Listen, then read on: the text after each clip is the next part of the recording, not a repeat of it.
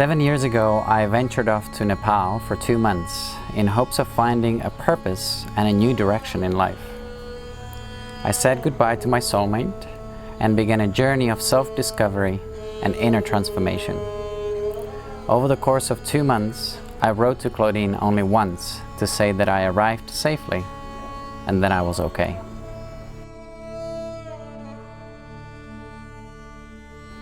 Dear Shushu, I couldn't help myself.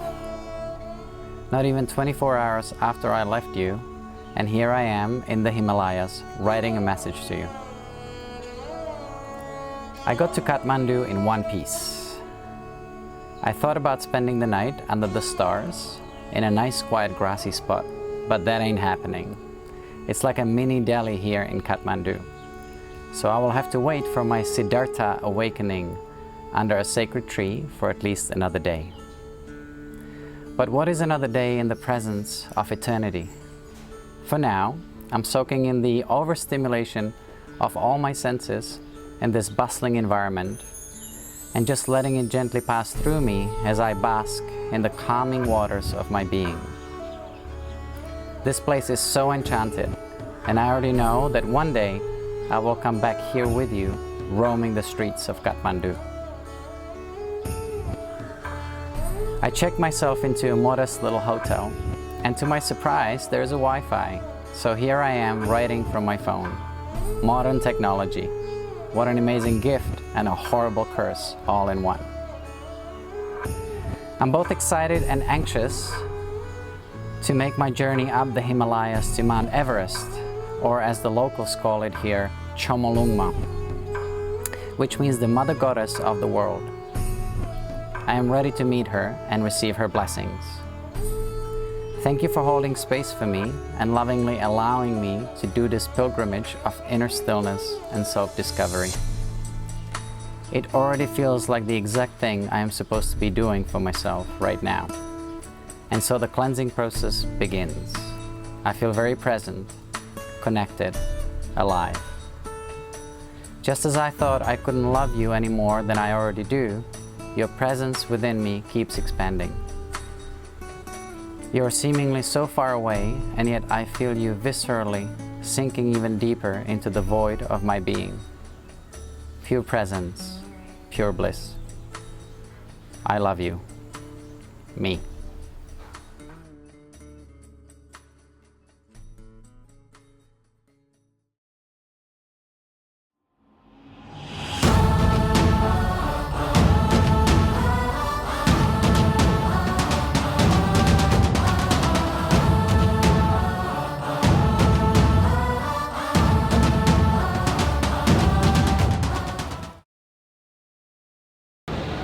We are at Bali International Airport, packing up after almost 2 months here, and we's about to get onto a plane to go to Kathmandu.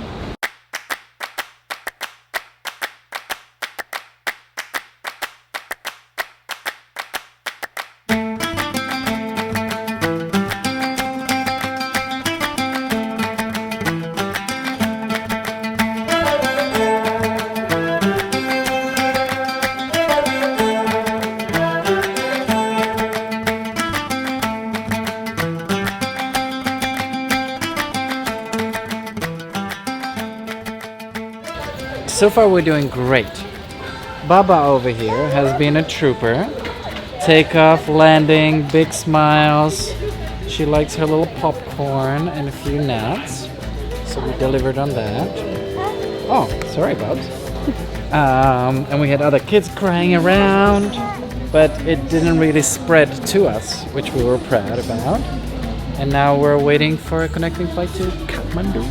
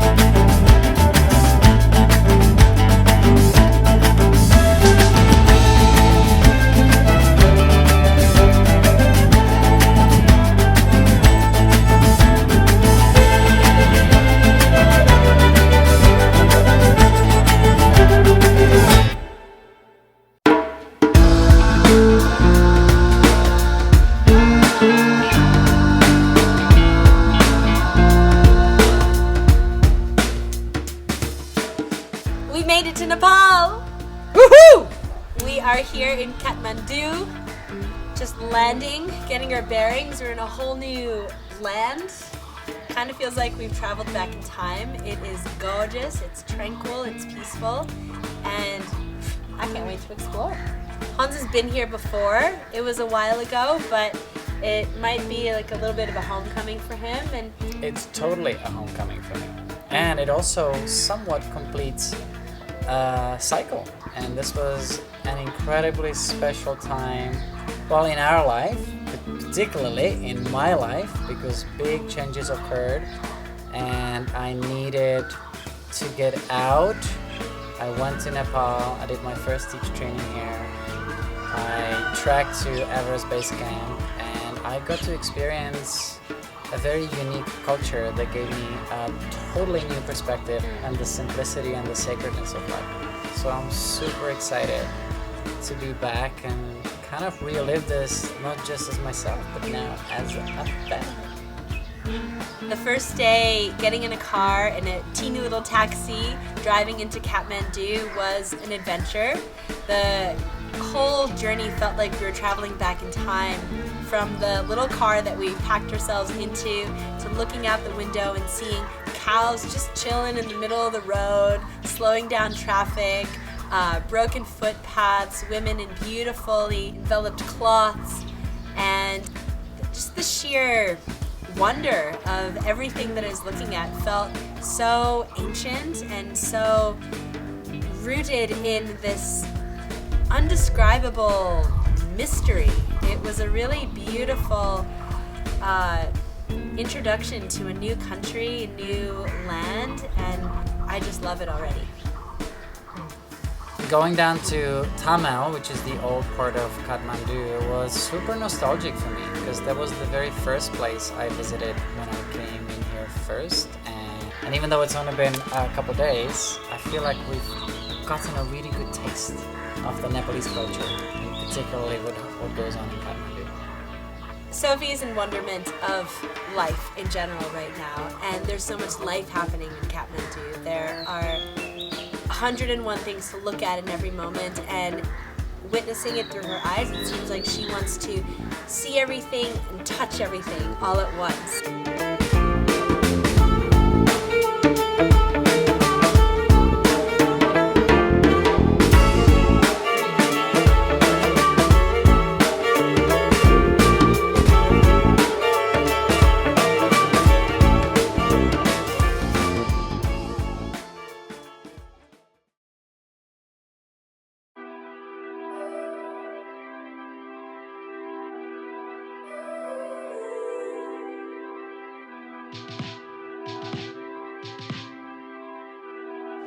We are at Soimbunat Temple, which has popularly become known as the Monkey Temple because there are so many monkeys that live here now, so it's an easy way for locals and tourists to recognize where they are in the world. It's a magical place, and we're just starting to explore it, but we're already in love with this spot.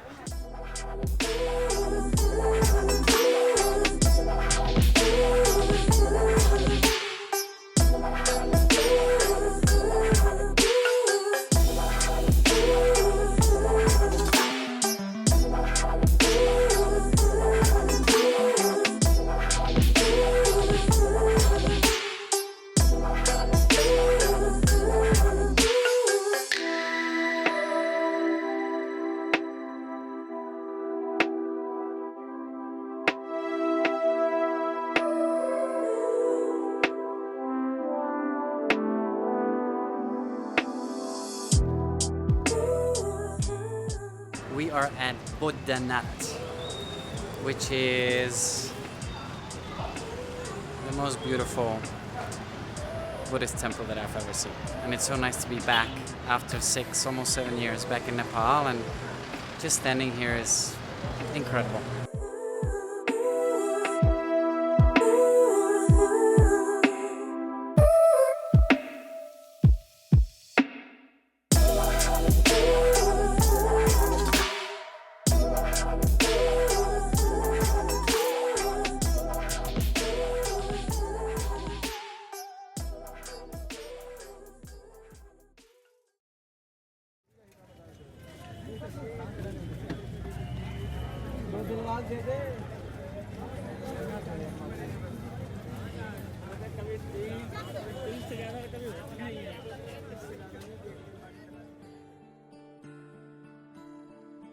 We are at Pashupati, which is the largest Hindu temple in Asia, here in Kathmandu.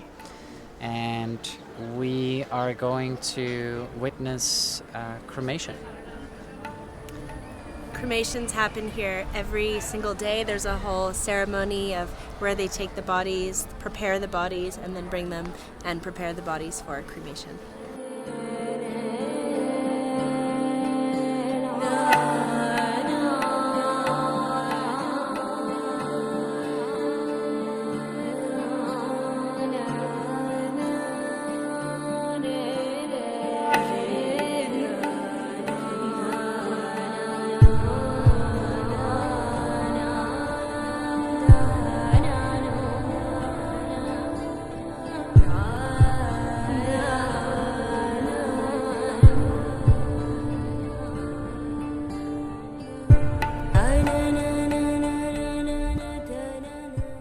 Being at these cremation grounds, I'm actually quite grateful for our appreciation, respect, and understanding of death.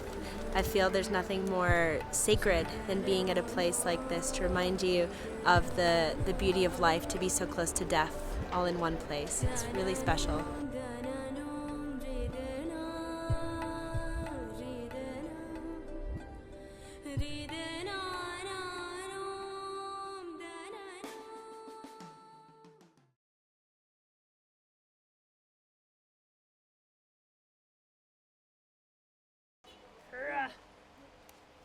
Yep, there we go. Oh my goodness, you look so cool. You got your heart on your sleeve, but the shirt on your back's a bit small. Hey you, yeah, your colors are changing, the world ain't half bad.